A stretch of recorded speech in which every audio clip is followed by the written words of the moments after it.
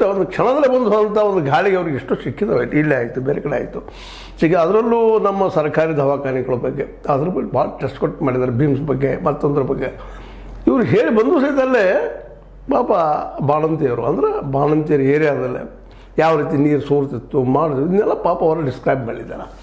ಇದರ ಅರ್ಥ ಏನಪ್ಪ ಅಂತಂದ್ರೆ ಎಷ್ಟು ಅಶಿಸ್ತದ ನಮ್ಮ ಸರ್ಕಾರಿ ಅಧಿಕಾರಿಗಳ ಒಂದು ಇಲಾಖೆಗಳಲ್ಲಿ ಅಂತೇಳಿ. ಇದಕ್ಕೆ ಒಂದಲ್ಲ, ಈಗಾಗಲೇ ಅವ್ರು ಹೇಳಿದ್ರು ಒಂದು 33 ಜನ ನಾವು ಜಡ್ಜಸ್ ಇದ್ದೀವಿ ಅಂತೇಳಿ. ಆದ್ರೆ ಕೇಸಸ್ 25,000 ಇದ್ದಾವೆ ಅಂತೇಳಿ. ಇನ್ನೂ ಹೆಚ್ಚಿದಾವೆ, ಇನ್ನೂ ಇದಕ್ಕೆ ಹೆಚ್ಚಾದ್ರೆ ಕಡಿಮೆನಿಲ್ಲ. ಇಷ್ಟಿದ್ದು ಇದು ಭ್ರಷ್ಟಾಚಾರ ಅಂತ ಇಲ್ಲ, ಎಲ್ಲರಿಗೂ ಉಡಾಫೆ ಆಗಿಬಿಟ್ಟದೆ. ಇವತ್ತು ಲೋಕಾಯುಕ್ತದ ಬಗ್ಗೆ ಆಗಿರ್ಬೋದು ಮತ್ತೊಂದ್ರ ಬಗ್ಗೆ. ಈ ಸರ್ಕಾರಿ ಅಧಿಕಾರಿಗಳಂದ್ರೆ ಸಾಮಾನ್ಯ ಅಲ್ಲರಿ. ಒಳಗೆ ಹೋದ ತಕ್ಷಣ ಕೈಕಾಲು ಮುಗಿದು ಹೀಗೆ ಮಾತಾಡ್ತಾರೆ, ಚಂದ ಮಾತಾಡ್ತಾರೆ. ಹೋದ ತಕ್ಷಣ ಯಾವಾಗ ಬಂದು ಹೋದ ಅನ್ನೋಷ್ಟು ಮಟ್ಟಿಗೆ ಮಾತಾಡ್ತಾರೆ. ಅದು ಶಬ್ದಗಳು ನಾವು ಬೆಳೆಸ್ಲಿಕ್ಕೆ ಸಾಧ್ಯ ಇಲ್ಲ ಮೀಡಿಯಾದಲ್ಲಿ. ಅಂಥ ಅಧಿಕಾರಿಗಳನ್ನು ಕೇವಲ ಇಷ್ಟು ಬಂದು ನೀವು ನೋಟಿಸ್ ಕೊಟ್ಟರೆ ಇದು ಬದಲಾಗ್ತದೆ ಅನ್ನುವಂಥದ್ದು ಪಾಪ ಅವ್ರಿಗೂ ಹೇಳೋದು ತಪ್ಪು. ಪೂರ್ವ ಅಧಿಕಾರಿ ಇಲ್ಲ ಅವ್ರಿಗೆ, ಆನ್ ದ ಸ್ಪಾಟ್ ಸಸ್ಪೆಂಡ್ ಮಾಡಿ ಮನೆಗೆ ಕಳಿಸುವಂಥದ್ದು.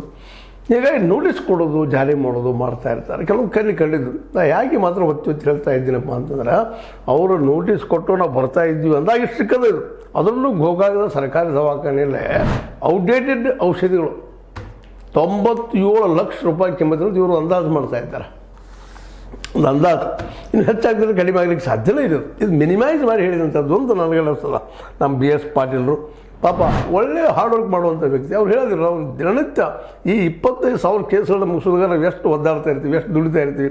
ಅದೆಲ್ಲ ಕೇಳಿದಾಗ ಮನುಷ್ಯ ನೋವು ಅನಿಸ್ತದೆ. ಯಾಕಪ್ಪ ಅಂದ್ರೆ ಈ ವಯಸ್ಸಿನಲ್ಲಿ ಅವರು ಈ ರೀತಿ ದುಡಿತಾ ಇದ್ದೀರಲ್ಲಪ್ಪ ಅಂತೇಳಿ. ಯಾವ ರೀತಿ ಭ್ರಷ್ಟಾಚಾರ ಈ ದೇಶದಲ್ಲದ, ಈ ರಾಜ್ಯದಲ್ಲದ, ಈ ಜಿಲ್ಲೆಯಲ್ಲದ, ಈ ತಾಲೂಕಿನಲ್ಲದ. ಈ 97 ಲಕ್ಷ ಬೇರೆ 5 ತಾಲೂಕುಗಳಿಗೆ ಇಲ್ಲಿಂದ ಔಷಧ ದಾಟಿಸ್ತಾರೆ, ಕಳಿಸ್ತಾ ಇರ್ತಾರೆ. ಅಲ್ಲಿ ಉಗ್ರಾಣಕ್ಕೆ ಬಂದ ಔಷಧ ನೋಡಿದಾಗ ಅವ್ರಿಗೂ ಸಹಿತ ಇದೆಲ್ಲ ನೋಡಿ ಆಶ್ಚರ್ಯ ಆಗಿದೆ, ಏನಪ್ಪ ಇದು ಅಂತೇಳಿ. ಸಾಲದ ದೊಡ್ಡ ಭ್ರಷ್ಟಾಚಾರದ ಆರೋಪ. ಇದ್ರ ಬಗ್ಗೆ ಇನ್ನೂ ತನಿಖೆ ಆಗಬೇಕು, ನಾವು ನೋಟಿಸ್ ಕೊಟ್ಟಿದ್ದೀವಿ ಅಂತ ಹೇಳ್ತಾ ಇದ್ದಾರೆ. ಹೇಳಿದ್ದಾರೆ, ನೋಟಿಸು ಕೊಡ್ತಾರೆ, ಎಲ್ಲ ಮಾಡ್ತಾರೆ. ಆದರೆ ಸ್ವಲ್ಪ ಡಿಲೇ ಆಗ್ತಿತ್ತು. ಅವರು ಒಪ್ಕೊಳ್ತಾರೆ, ಅದನ್ನು ನ್ಯಾಯಾಲಯಕ್ಕೆ ಹೋಗ್ಬೇಕು